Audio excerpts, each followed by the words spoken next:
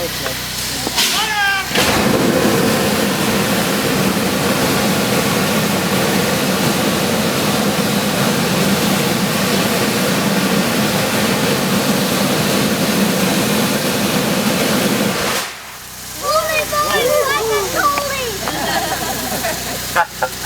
only geyser in Florida.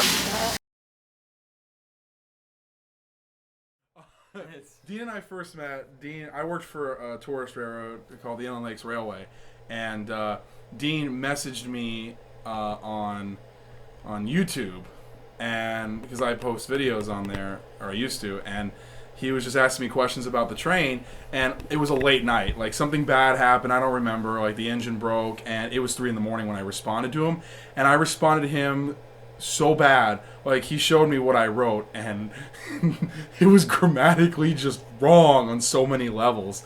And, like, I just didn't have no proper... It was just bad. So he came up the next day, and we started chatting, and I asked him if he wanted to ride in the engine with me. And he said, sure. So, we hung out and rode in the engine, and after that, we just started, hey, you live near me.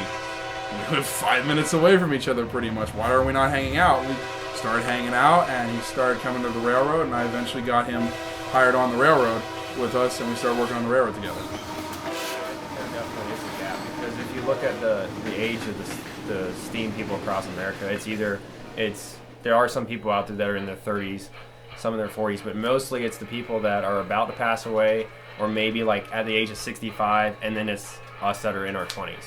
There's like a big gap there. I mean, you have a few people there, but for the most part, once they enter the steam era, okay, we're on diesels, it doesn't matter anymore.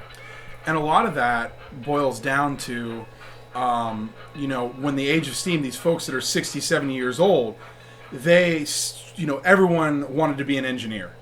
Every little boy wanted to be an engineer. That's because railroads had such a big influence on our culture. And as railroading changed, they went from steam to diesel, and, cars, planes took over the love of Americans, basically. Now it's, I don't want to be an engineer, I want to be an astronaut. I want to be a race car driver. I want to be... And there's a big gap, and then it seems that in the late 80s, 90s, people like us were being born like, whoa, this is pretty cool. Why, that's great. You can go fly to the moon all you want, but this was something that built our country and needs to be preserved. So I think that's why we see such a huge gap. And I mean, it is a huge, significant gap. It really is. We're both keeping history alive, but we're also bringing history back. Yeah, I think you have a good point with that, because it is really hard. We can sit there and go, okay, we're going to restore this locomotive, and we can restore it in over the next 3 years and have it running, and we have brought history back alive, but are we preserving it at the same time? And I feel like there's a lot of people our age that are interested in STEAM, but maybe don't feel encouraged enough to, take initiative and to step up and be like, hey, I want to learn this. And Dean mentioned earlier, it's not meant for everybody, but you won't know unless you try. And if you're not encouraged, you're not helping preserve this like we are. I mean, if Dean and I didn't take a couple risks and try things, who knows? I mean, for us, our start in STEAM was packing up everything and moving to Colorado. Although I had been there the year before, Dean had never been out there. That was a pretty big step, just to pick up and move and work for a steam railroad. That's a pretty significant stuff. And I feel like, someone may not be, I can't do this. I'm not near a steam engine. I can't, but that doesn't mean you can't learn and you can't, go somewhere. Like, the one thing I like is when people come up to the Cannonball and we're working on the engine and they ask questions. If you even want to help keep steam preservation alive or railroading alive in general, it's very important to get involved with somewhere that you can be.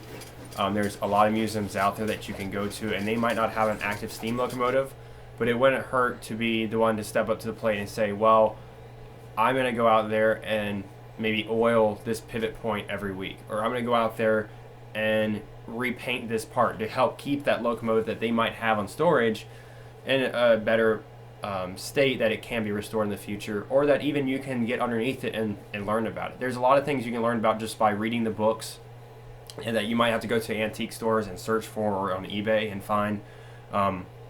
There's a lot of things you'll learn by just looking at them, and a lot of things you'll learn by actually getting underneath the locomotive with someone else and having them pointed out to you. I've never done anything else. I've gone to college. I've studied other things that have nothing to do with railroading, but I honestly cannot do anything else but that. I'm happy with it, and I want others to, if they are interested, to get involved and know that there's something out there for them, and they could have a lot of fun doing it, and I wouldn't regret anything I've ever done.